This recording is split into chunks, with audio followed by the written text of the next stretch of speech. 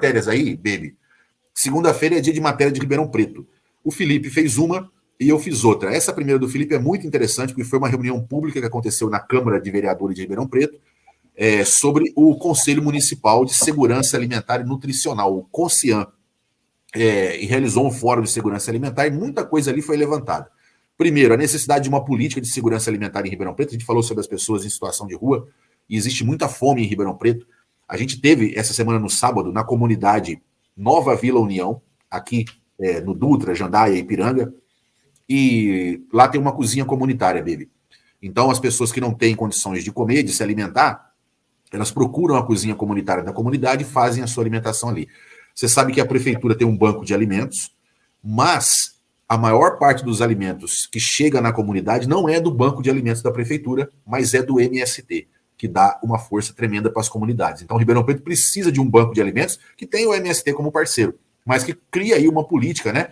E aí, o que foi falado nessa reunião foi que essa política de segurança alimentar em Ribeirão precisa dos cinturões alimentares, que são as hortas comunitárias, a agricultura familiar que acontece nas regiões rurais, como na Fazenda da Barra, por exemplo, e nos assentamentos, né?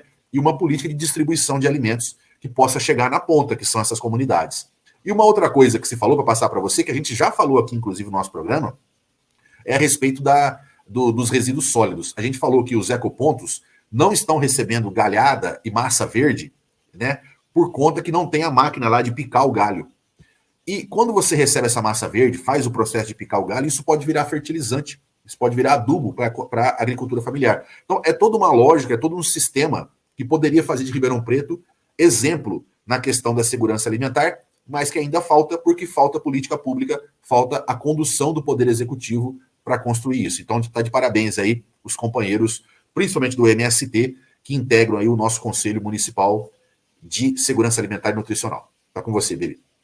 Muito bom, eu acho que a matéria é bastante pertinente nesse momento, né? Semana passada, não sei se vocês acompanharam, né?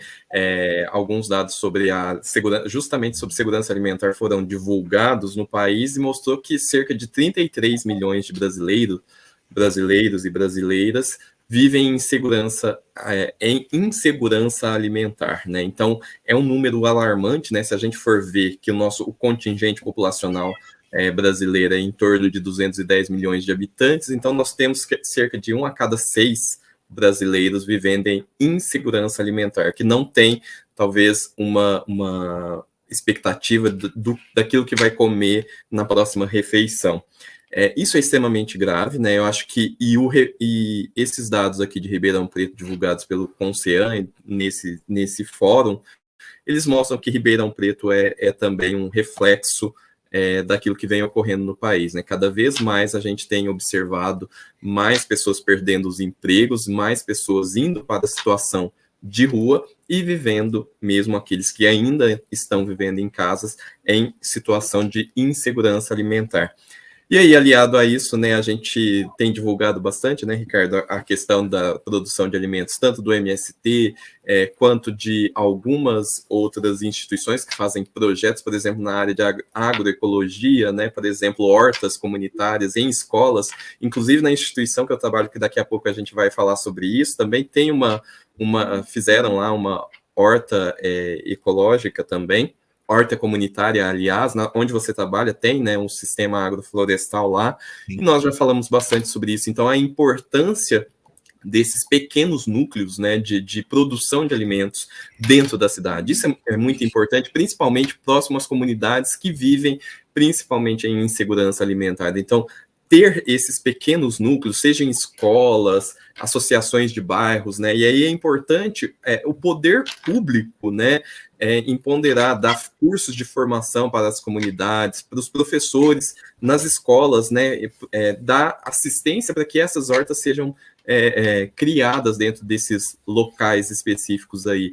Eu acho que isso tem grande chance de resolver uma boa parte desse problema, que é um problema extremamente trágico e lamentável que a gente esteja vivendo em pleno século XXI, com tanta tecnologia, com a produção tão grande de alimentos aí.